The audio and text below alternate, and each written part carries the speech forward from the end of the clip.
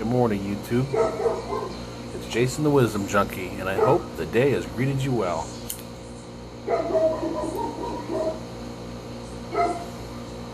It's been a while since my last video, because I have been relegated to the indoors over the Arizona summer. So this morning, it's cool enough, I figured I'd hop on here and say hello, and do a quick talk about the reading I've been doing recently.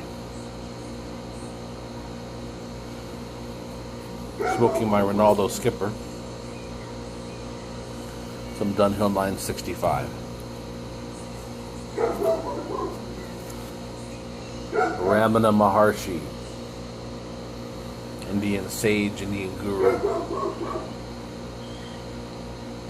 Very interesting man.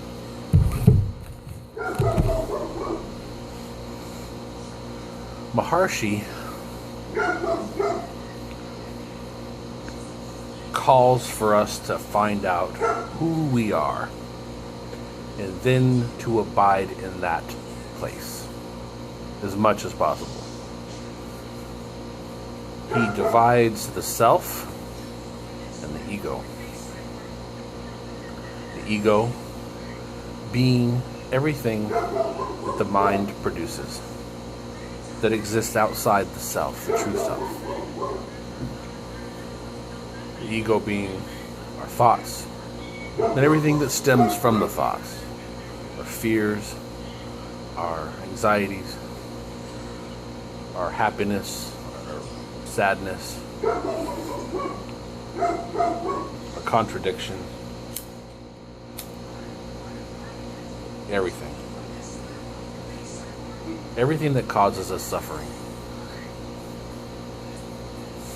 Especially our desire. These are all things that don't exist outside the mind. So what exists, but yet we still exist. We still are here. Are we our thoughts? Ramana says no, that's all ego. It's just to abide in the self.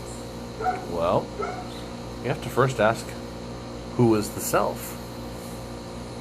But you can't really do that because who assumes an identity.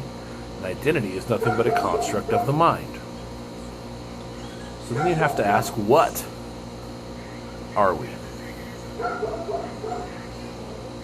And that's a tough question because then the only way to really answer it is to ask what you are not. Well, what am I? I'm a human. Well, what's a human?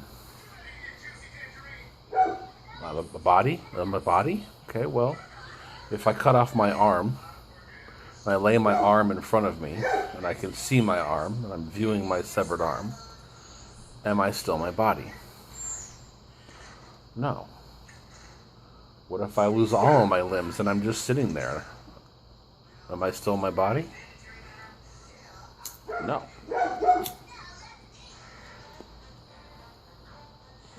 So then, what else could we be? Are we our mind? What is the mind? Mind produces thoughts. So then are we our thoughts? Are we our thoughts? No. Because if I think of something, it doesn't make me who I am. It just makes me have a thought. But who is me? What am I? What are we? So we're not our thoughts. Our thoughts, again, are a product of what we are. And that is the ego, outside of the self.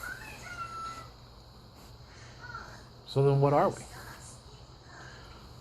Ramana would say that the true self is purely outside of everything that we see and assume to be reality.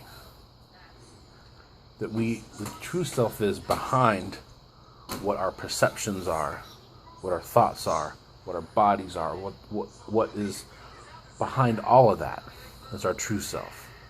The place where there is no pain, there is no pleasure, there is no desire, there's no greed, There's none of that.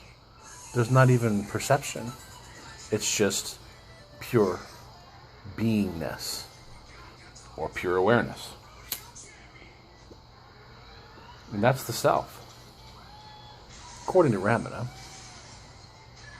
is that we are simply just awareness.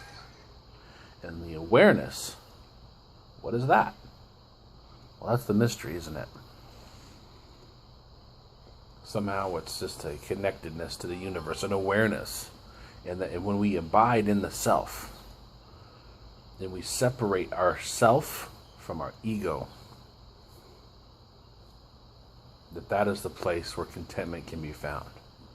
True bliss, nirvana. And how do you get there? Well, the most simple way would be to go, you can only abide in the self through meditation. The only way to remove your ego, your thoughts, and everything is to close your eyes, and after a long period of time and training, perhaps you can experience everything that is not. Pure being.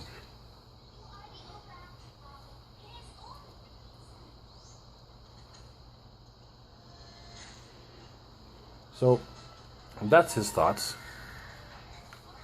It's an interesting thought experiment to sit there and contemplate what we are. But most importantly, to contemplate what we are not. And then the conclusion comes, all that's left is an awareness. And if we are not our body, and our body dies, what happens to the awareness? This is not a religious discussion. This is not a discussion on soul or heaven or hell. You could even include those if you wanted to. But it's that awareness and how that awareness ends up where it does after the body dies.